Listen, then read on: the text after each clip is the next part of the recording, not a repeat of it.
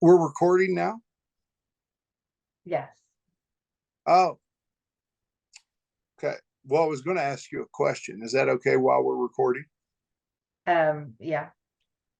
Oh, Are you so going into holy grilling mode? Because as the producer, I've got to get us back on track. no, because if we're going to go into grilling, you've got to have fire for grilling. That's true. Do you like grilling? Like in Texas, they love I it. like grilling. I don't like being grilled. Oh, but actually, you can't really walk in the spirit until the flesh is on the altar, which kind of burns up the flesh. Are you sure? Because I love being grilled. Because I'm way better if I'm not in the flesh. So a little burnt sacrifice for me, it makes me better than the flesh. It's a good point. It's uncomfortable. Oh, being grilled Mm-hmm. or being on fire? Do you want to be on fire? I do. Mm. Well, one of the ways to be on fire is because if you look at Acts chapter 2, it says, what came upon them in the form of fire tongues. Oh God. Was that a prayer? Feel Yeah. free to, hey, feel free to grill back.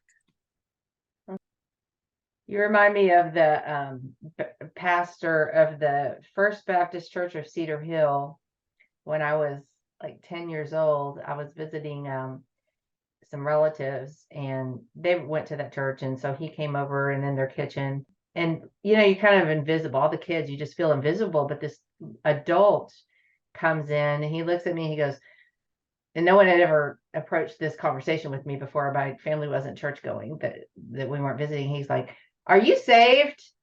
In the kitchen. And I'm like, I don't know. But that dude, talk about a grilling. And just with that one simple question, he put that, the Lord through him put me on a path of, am I don't know, let me work through this. And so very awkward, and thankful for him. Well, imagine some of the moments with Jesus Mm, when he looked mm. at a half breed Jewish woman who had 5 divorces. And then she was shacking up with a guy, and with an extreme offense on the table because the Jews kicked them out of the religion because they had intermarried. And Jesus inappropriately,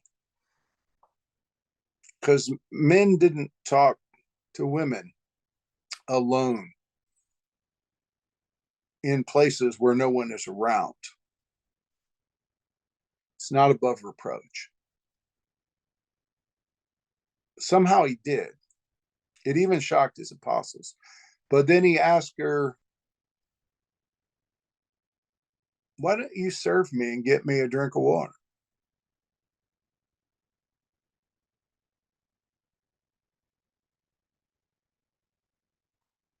That's awkward.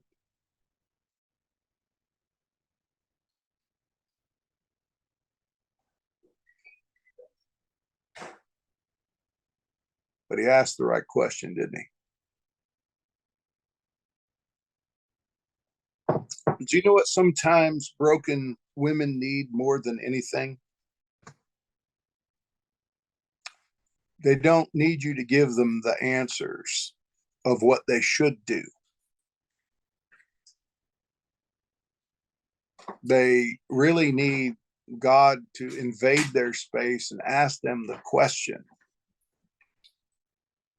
that makes them feel the most awkward so they can get to the point where they realize the question is not for you just to get me the water.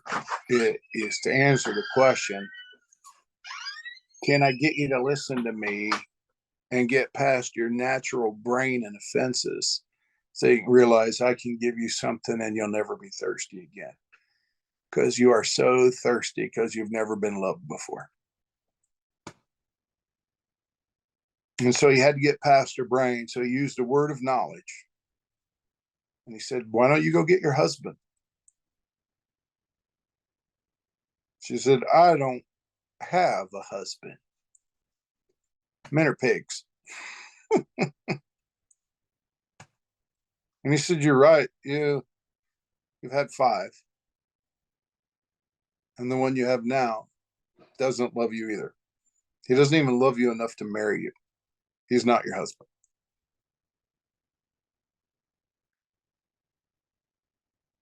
Very awkward.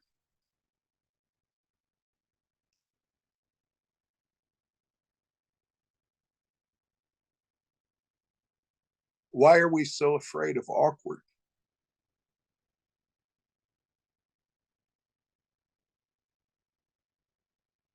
If we're afraid of awkward, we will always know her shame and isolation that took her to the well at 3 o'clock in the afternoon alone.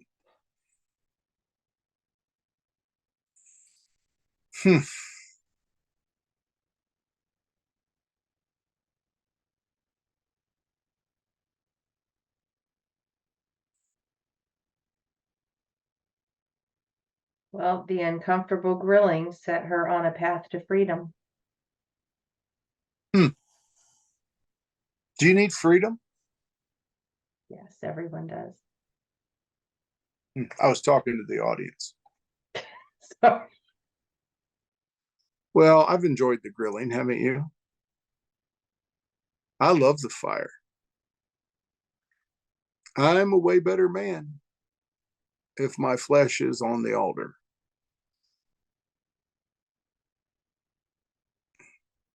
It's just so hard to stay there, isn't it?